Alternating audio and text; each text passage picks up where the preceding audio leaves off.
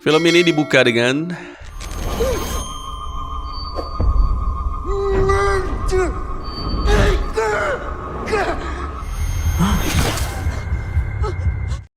di sebuah peternakan, Maggie dan putranya Arlo menangkap lebah menggunakan cangkir teh. Maggie berkata kepada putranya, suara badai terdengar dari cangkir ini. Di dapur, ibu mertua Maggie, Ellen, di sela-sela aktivitasnya mendengarkan lagu di radio. Entah apa yang terjadi, radio itu mengeluarkan suara yang membuat telinga sakit. Maggie memperhatikan kejadian tersebut, tapi dia hanya mengabaikan saja dan pergi keluar. Maggie bertemu dengan suaminya, James. Tampaknya hubungan mereka sedang tidak harmonis. Begitupun hubungan Maggie dengan Ellen. Maggie belum mau membahas soal polemik ini dan meninggalkan James, kemudian melepaskan lebah yang ada di dalam cangkir. Arlo memperhatikan ada seekor kambing lepas. Di waktu yang sama, Maggie pergi ke kandang kuda dan melihat hewan peliharaannya itu tidak tenang. Sementara Arlo pergi keluar rumah untuk mencari kambing yang tadi lepas. Where are you, Mr. Goat?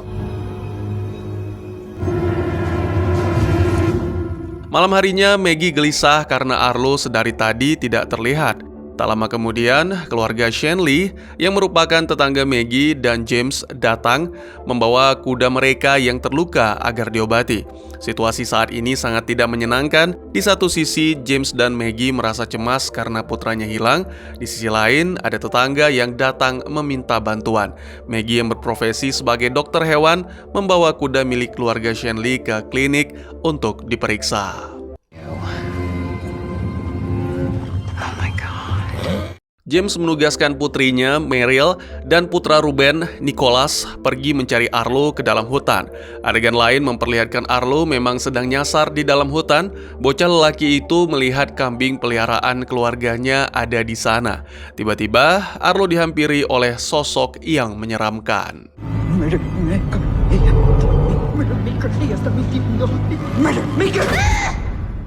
Nicholas dan Meryl sampai di hutan. Mereka seperti mendengar sesuatu di dalam sana.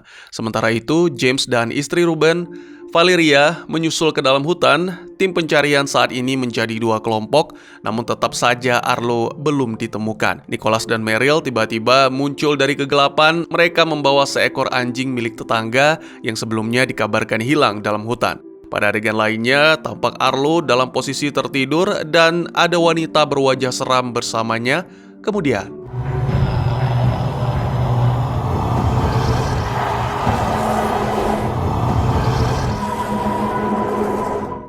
James memutuskan kelompok pencarian kembali ke rumah.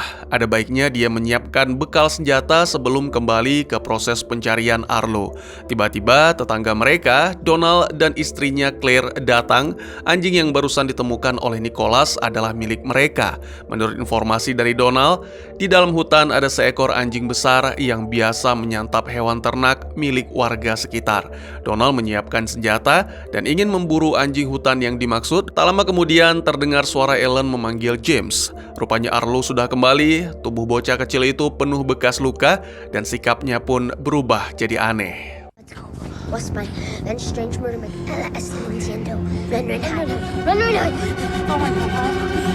Di dalam hutan, si wanita yang tadi menangkap Arlo tampak ketakutan dan sedang minta tolong. Tiba-tiba, di tempat lain, tampak sosok bertopeng yang baru turun dari mobil, kemudian dia menyemprotkan cat berwarna biru di area sekitar.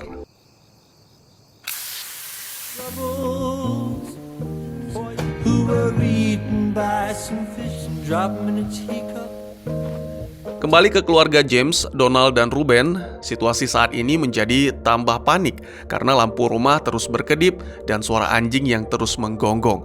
Arlo tidak bisa dibawa ke rumah sakit karena semua mobil mendadak mogok, ditambah lagi sinyal komunikasi tidak berfungsi. Sebagai pertolongan pertama, Arlo diperiksa oleh Maggie. Awalnya bocah itu diam saja, lalu kemudian dia mulai bertingkah normal. Semua orang di sana merasa lega, namun itu tidak bertahan lama, sebab Arlo kembali kumat dan mengatakan segera pergi dari sini. Tak lama setelah itu, Arlo berusaha melarikan diri.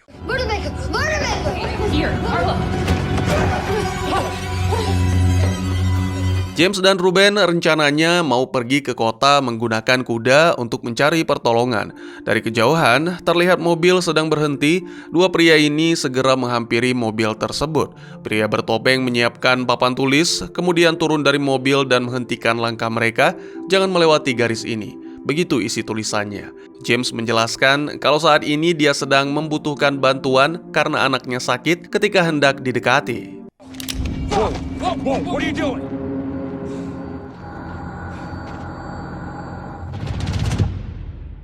Di dalam rumah, mendadak Arlo ingin melukai ibunya menggunakan gunting. Mendadak sadar, bocah itu berkata, "Bukan aku yang melakukannya, tapi dia." Sepertinya Arlo kini punya dua kepribadian, seperti dirasuki setan. James dan sahabatnya masih negosiasi dengan si pria masker. Bahkan pria misterius itu sempat mengeluarkan tembakan peringatan. Di dalam hutan, Donald ingin memburu sosok yang telah menyakiti Arlo. Tiba-tiba dia terjatuh dan melihat mayat wanita. Tak jauh dari tempat dia berada, ada seekor anjing hitam. Sayang, senjata miliknya berada di dekat hewan itu. Donald lari sekencang-kencangnya keluar dari hutan menuju ke arah James. Nas.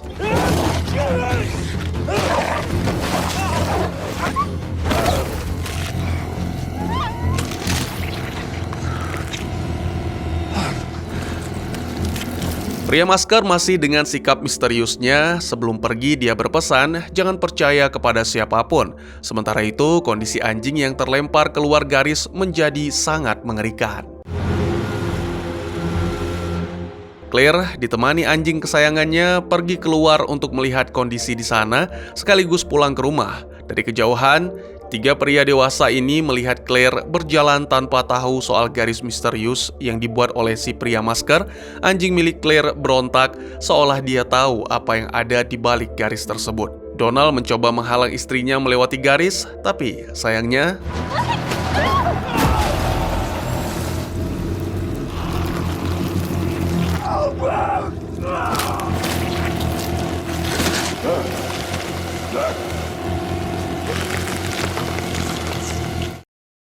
Arlo yang mulai sadar berkata kepada Maggie kalau mereka semua sedang masuk ke dalam jebakan. Arlo menyampaikan suara dari dalam kepalanya, "Kita tidak bisa pergi kemanapun, kita harus bersembunyi. Sebentar lagi dia datang dan akan menghabisi kita semua."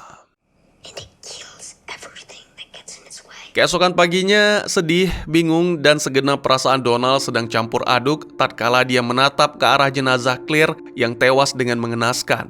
Maggie berdiskusi dengan James terkait situasi ini. Dia meminta sang suami untuk memeriksa kondisi tetangga mereka lainnya sekaligus minta bantuan. Selain itu, Maggie juga mengungkap kalau dirinya tahu soal perselingkuhan James dengan Valeria. Inilah penyebab hubungan Maggie dan James jadi kurang harmonis belakangan ini.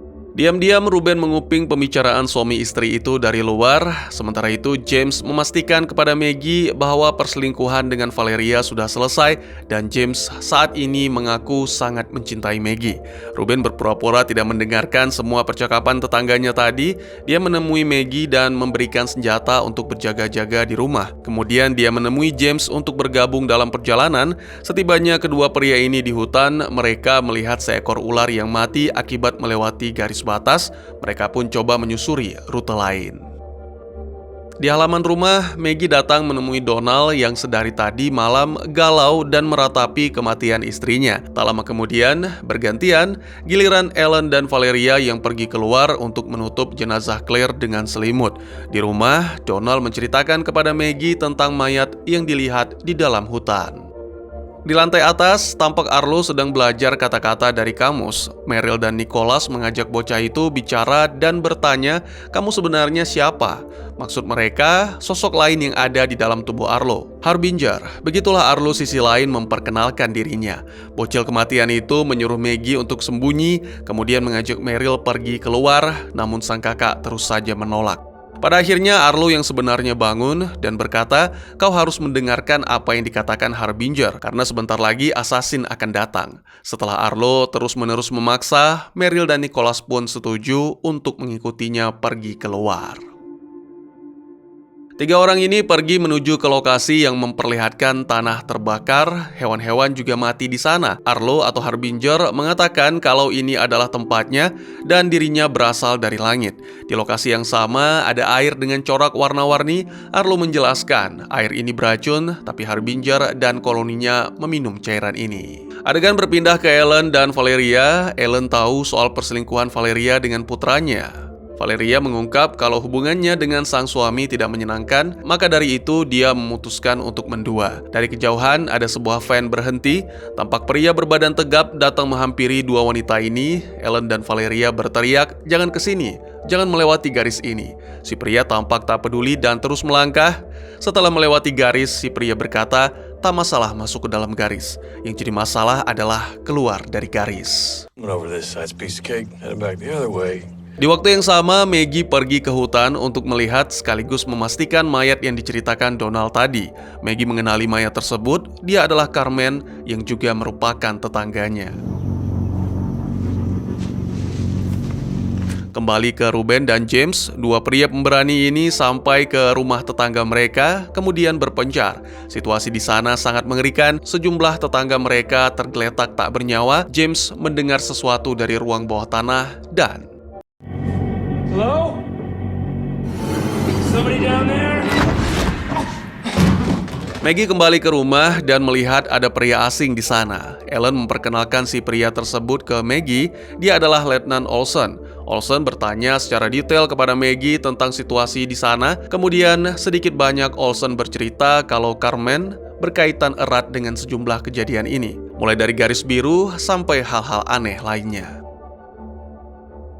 Lalu Olsen menyampaikan kalau dirinya ingin bertemu dengan Arlo karena yakin kalau bocah kecil itu pasti sempat bertemu dengan Carmen sebelum wanita itu tewas di hutan. Maggie merasa ada yang aneh dari semua cerita yang disampaikan Olsen. Kecurigaannya semakin kuat tatkala Maggie melihat kabel tis di pinggang Olsen. Mungkin saja pria ini yang mengikat tangan Carmen, sebab di pergelangan tangan Carmen itu ada bekas memar. Wanita berparas cantik dan berwatak cerdas itu mengajak Olsen ke lantai 2 lumbung. Maggie sengaja membawa letnan itu ke sana karena dia ingin Olsen berkata sejujurnya tentang apa yang sebenarnya terjadi. Letnan Olsen seolah menampakkan belangnya dan kemudian di dalam hutan dan saat perjalanan pulang, Meryl bertanya kepada Arlo, "Sebenarnya apa yang sedang kau lakukan di sini? Dan apa benar kau datang dari langit? Maksudnya dari luar angkasa?" Arlo mengangguk dan menjelaskan kalau Harbinger punya misi khusus di sini. Tak lama kemudian, terdengar suara mobil, mereka pun segera melanjutkan perjalanan.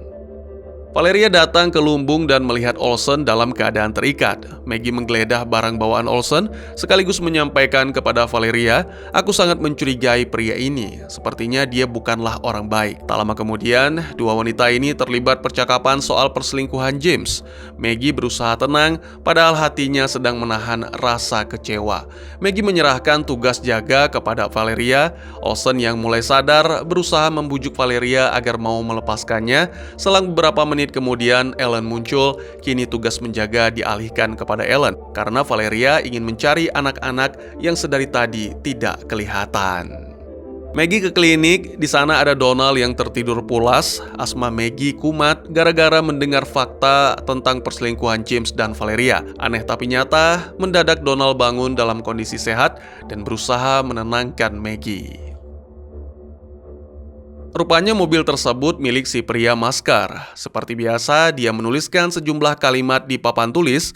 Pria bermasker minta kepada Nicholas untuk memberikan jar berisi cairan warna-warni yang ada di tangannya. Laki remaja yang sedari tadi diam-diam sudah menyiapkan pisau menolak permintaan si pria masker dan aksi perampasan pun terjadi. Pria itu tertusuk pisau milik Nico. Meryl mencoba menolongnya, menekan luka dan melepaskan masker agar pria itu bisa bernafas dengan baik. Si pria tersebut melihat ke arah Arlo dan berkata, "Oh, jadi kau yang ada di tubuh wanita itu dan sekarang sudah pindah ke tubuh bocah ini?" Arlo membalas, "Iya. Sebenarnya tadi aku melihat dan ingin menolongmu," ucap si pria lagi. Selain itu, si pria bermasker juga meyakinkan, "Aku di sini datang untuk menolong kalian." Bermodalkan pistol, Ellen siap siaga menjaga Olsen yang jadi tawanan. Letnan itu melihat Ellen dalam kondisi tremor. Dia tahu betul cara menghadapi wanita tersebut. Olsen berpura-pura kalau matanya terasa perih dan gatal akibat aliran darah dari kepalanya. Dia pun meminta bantuan kepada Ellen untuk mengusap darahnya. Saat wanita tua itu mendekat, seolah apa yang ada di tubuh Olsen ditransfer ke tubuh Ellen melalui mata, sama persis seperti apa yang dilakukan Carmen terhadap Arlo. Kini tremor yang diderita Ellen sembuh. Dia langsung menembak Olsen, melepas ikatannya, dan membuat skenario seolah letnan itu menyerangnya.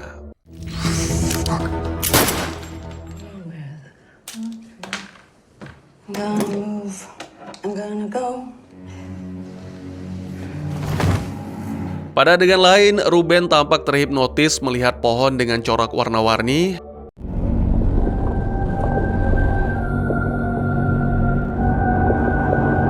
Pada waktu yang sama, James yang baru siuman mendapati dirinya sedang dalam kondisi terikat. Di sana tampak seorang pria yang juga mengenakan masker. Tampaknya pria tersebut dalam kondisi kurang sehat. Kemudian dia berkata, "Sebelum aku menghabiskan rokok ini, beri aku alasan kuat untuk tidak menghabisimu." Good reason why I shouldn't finish this cigarette and shoot you in the fucking head. Ruben masih terpana melihat pohon dengan hiasan warna-warni. Ia melangkah, mendekati pohon tersebut, kemudian mengulurkan tangannya. Ada seekor laba-laba hinggap di tangan pria itu. Kemudian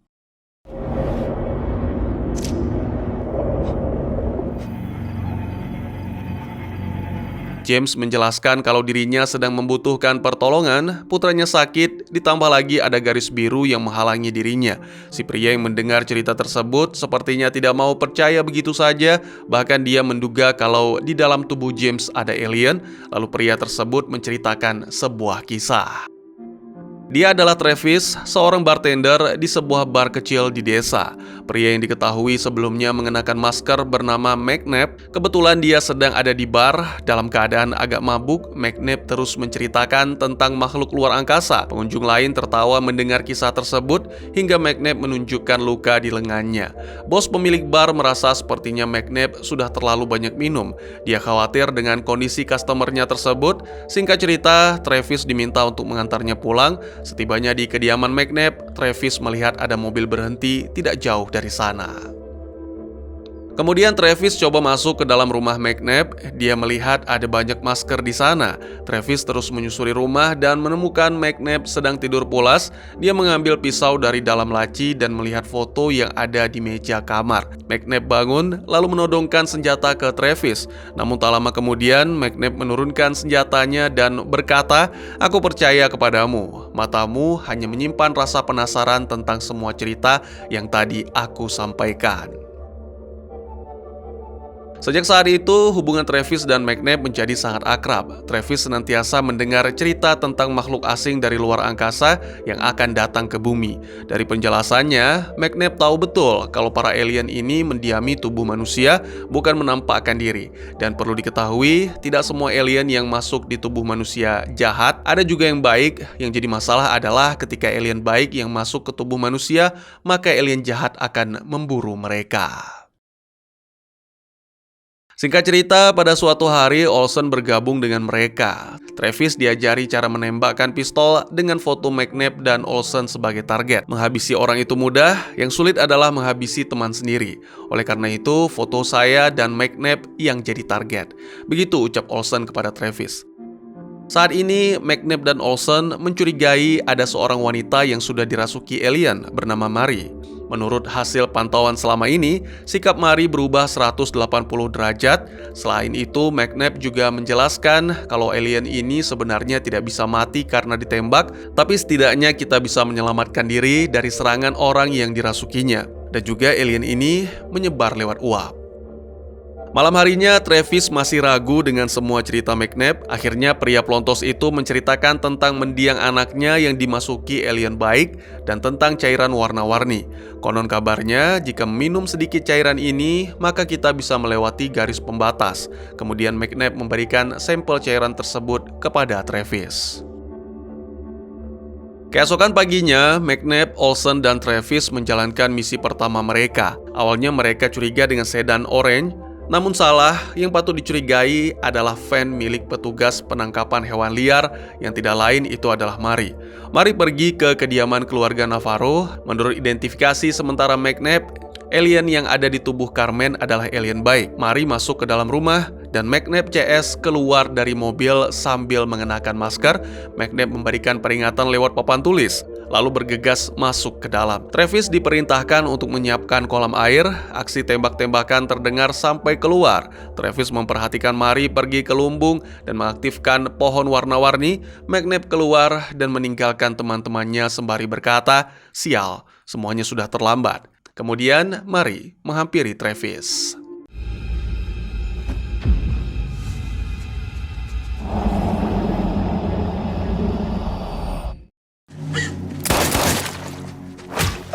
Kini dalam tubuh Travis sudah bersemayam alien. Olsen datang dan coba menolong Travis. Sekarang malah alien di tubuh Travis pindah ke tubuh Olsen dan mereka berdua pun berpisah. Setelah menceritakan semua kisah ini ke James, Travis mengakhiri penderitaannya dengan cara tragis. No, no, no, no, no, no!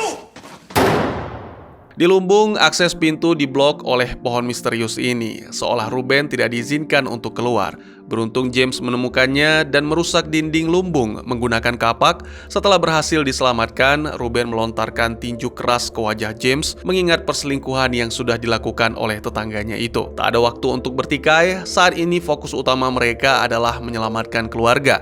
Dalam perjalanan pulang, James dan Ruben bertemu dengan Arlo, disusul setelahnya tampak Meryl, Nico, dan McNabb. Perlu diketahui, satu-satunya cara menghentikan pohon itu adalah orang yang menanamnya. Coba tebak, di manakah alien atau pasien Zero tersebut berada sekarang? Maggie merawat luka di kepala Ellen. Ketika lengah, wanita tua itu nyaris mentransfer alien ke tubuh Maggie. They're back. James CS kembali ke rumah, semua orang menyambut mereka. Ruben dapat cerita dari putranya kalau cairan pelangi yang sebelumnya ada di tangan Nicholas bisa membuat mereka melewati garis. Sementara itu, Maggie merawat luka di tubuh McNabb dibantu oleh putrinya, Meryl. James disuruh melihat kondisi ibunya. Ayah dua anak itu bingung apa yang terjadi pada ibunya. Donald mengantar James sekaligus menjelaskan semua kejadian di rumah. Sampailah dua pria ini ke lumbung dan memperhatikan Olsen yang sudah tewas. Donald menceritakan letnan polisi ini tewas karena terlibat aksi saling serang dengan Ellen. Kemudian James menceritakan bagaimana cara Ellen bekerja, pindah dan masuk ke tubuh manusia. Namun mereka sampai saat ini masih tidak tahu kemana perginya alien dari tubuh Olsen. Ruben dan keluarganya jalan menyusuri hutan untuk menemukan cairan pelangi. Dalam perjalanan, Valeria terlibat percakapan sensitif tentang perselingkuhannya dengan James. Valeria mengakui kesalahannya. Dia siap menerima sanksi apapun dari Ruben. Tak lama kemudian, Nicholas memanggil ayah ibunya dan memperlihatkan cairan pelangi. Ruben seperti terhipnotis melihat cairan tersebut hingga lupa untuk memindahkannya ke wadah baru. Tiba-tiba anjing buas datang. Perlu diketahui, anjing-anjing ini tadinya dilepas oleh Mari untuk menangkap manusia yang sudah dirasuki alien baik. Anjing itu pun mendekat dan meminum habis semua cairan. Alhasil keluarga Ruben gagal mendapatkan apa yang mereka cari. Di klinik, Arlo mengatakan kepada Maggie bahwa yang ada di dalam tubuhnya adalah alien baik. Alien ini dapat berfungsi sebagai tanda kutip mesin untuk menghentikan semua kekacauan ini. Perlu dipahami, situasi sekarang sudah sangat parah. Para asasin bersemayam di tubuh banyak orang. McNabb mendadak bangun dan ingin menghabisi nyawa Arlo karena saat ini semua alien jahat sedang bergerak ke sini untuk menghabisi alien baik yang berada dalam tubuh Arlo. James datang dan melerai aksi ketegangan ini dengan mengatakan, "Aku tahu semua tentang ini. Travis cerita banyak kepadaku. Sekarang dia sudah tewas." McNabb lengah, pistolnya dirampas. Donald yang juga muncul di sana kena musibah. Beruntung pria tua itu sudah memakai rompi anti peluru.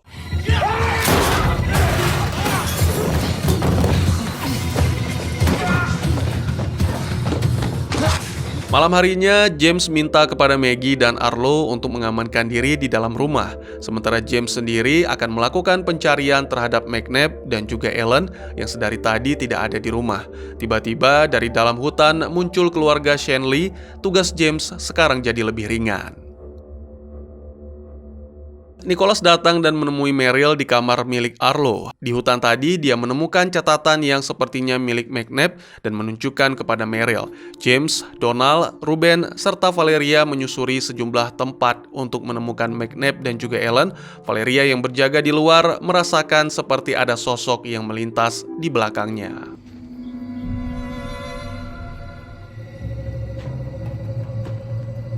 Sementara James mendengar seperti ada suara dari dalam sebuah ruangan ketika dibuka. Donald yang sedari tadi menyusuri lumbung dikejutkan dengan sosok. Ellen mengaku kalau alien di tubuhnya sudah pergi. Entah di mana sekarang alien jahat itu berada, sama sekali tidak bisa dilacak. Situasi bingung mendadak pecah karena kehadiran Nicholas. Menurut buku memo yang dia temukan, satu-satunya cara mengetahui tubuh manusia dirasuki alien adalah dengan cara membenamkan kepala ke dalam air. Pagi harinya, McNabb bangun dari tidurnya di tengah hutan. Tadinya dia mau nekat melewati garis batas, tapi tidak jadi. Dia teringat ucapan James bertemu dengan Travis. Pria bertubuh kekar itu mendatangi kediaman keluarga Navarro dan memantau situasi di sana. Agar tidak terkesan pamer otot, dia mengambil kemeja yang ada di sofa, lalu pergi ke ruang bawah tanah. McNabb sedih melihat Travis sudah tiada. Dia mengambil kembali sampel cairan pemberiannya yang melingkar di leher Travis. Benar apa yang dulu disampaikan oleh Olsen, alasan tidak tega akan menjadi kendala. Terbukti, saat ini James dan semua orang yang ada di sini belum ada yang membenamkan kepala mereka ke dalam air, tapi entah mengapa kecurigaan tampak dari sorot mata masing-masing orang, mulai dari Valeria ketika berada bersama Maggie, lalu ada Ruben pada saat berdiri di sekitar api unggun, dan Ellen seolah punya tatapan mata yang sangat mencurigakan.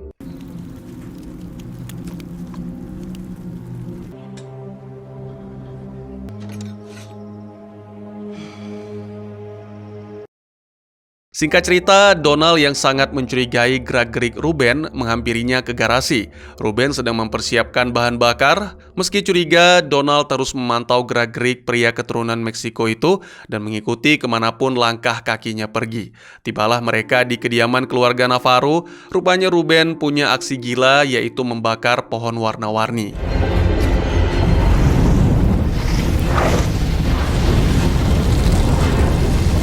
McNabb tiba-tiba muncul di tempat Donald dan Ruben berada. Kalian tidak akan bisa menghancurkannya, tapi ada sesuatu yang bisa kita lakukan, kata McNabb sambil menunjukkan cairan pelangi. Arlo menggambarkan sebuah clue seperti garis peta. Meryl mencocokkan gambar tersebut ke peta negara Amerika dan menemukan clue yakni Gunung Belknap. Lokasi tersebut bisa menjadi destinasi mereka agar selamat dari semua masalah ini. Meryl hendak mengabarkan temuan ini kepada Nicholas, namun remaja itu sudah tidak ada di depan pintu kamar Arlo. Rupanya Nicholas diajak oleh Valeria pergi dari sana, karena sang ibu sudah tahu siapa yang dirasuki alien. Setibanya mereka di luar, Valeria coba menebar fitnah atas nama Ellen, dan kemudian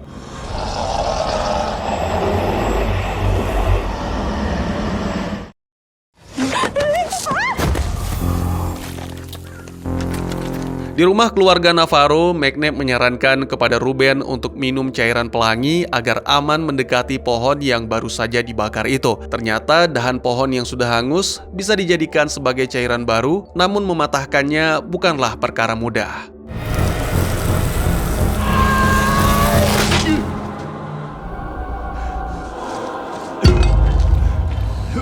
Di kamar, entah apa yang dimaksud Arlo, dia dapat ide cara menangkap asasin dengan menggunakan cangkir teh. Tak lama kemudian, Nicholas memanggil Meryl dan memintanya untuk segera turun, sama seperti alien jahat lainnya. Nicholas berlagak inosen, kemudian mau mendekati Meryl. Aksi transfer alien terpantau oleh Arlo. Bocah kecil itu langsung melaporkan kejadian tersebut kepada ayah dan ibunya.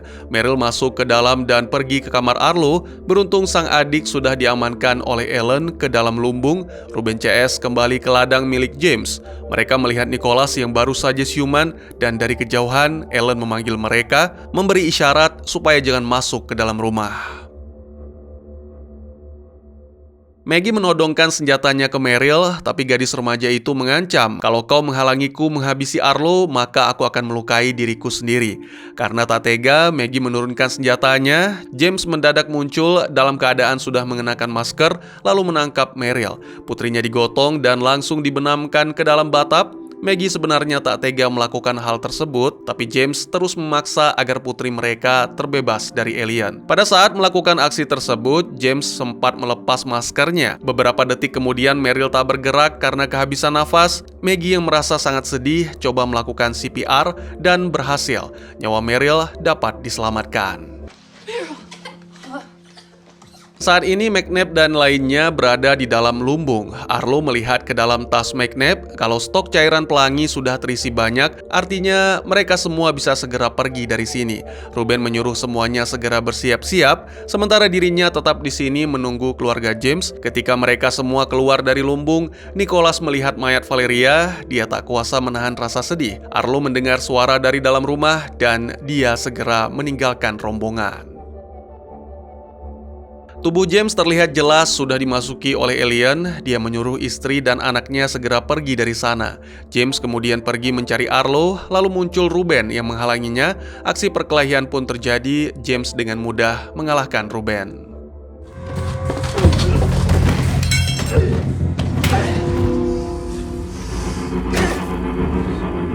Maggie datang melepas tembakan ke arah James. Pria itu meninggalkan Ruben, kemudian pergi keluar melanjutkan pencarian terhadap Arlo. Kebetulan Arlo muncul dan memancingnya untuk masuk lumbung. Maggie masih menghalangi suaminya dengan tembakan, sampai akhirnya tatapan mata James yang menghentikan nyali dokter hewan itu.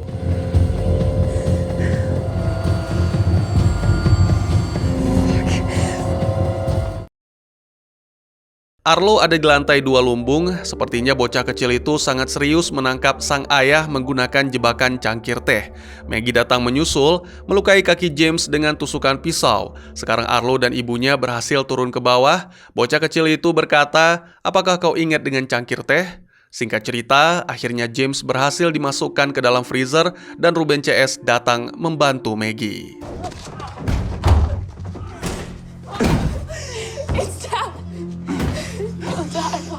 Sekarang semua orang bersiap menenggak cairan pelangi agar bisa segera meninggalkan area ini. Ellen memutuskan untuk tetap berada di sini dengan alasan mau menjaga semua hewan yang ada di peternakan, sehingga Maggie mengucapkan selamat tinggal kepada mertuanya itu.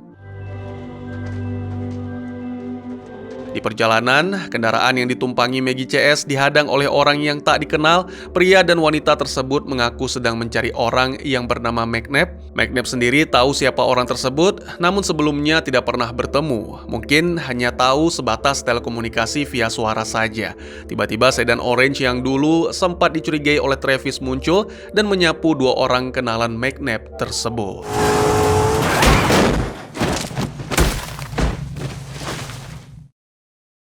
Dari dalam mobil sedan muncul 2 orang, 1 wanita dan 1 pria. Si wanita berkata, "Orang yang barusan saya tabrak bukan lagi orang yang kalian kenal. Saat ini alien sudah menyebar luas. Kalau kalian mau aman, sebaiknya ikuti saya."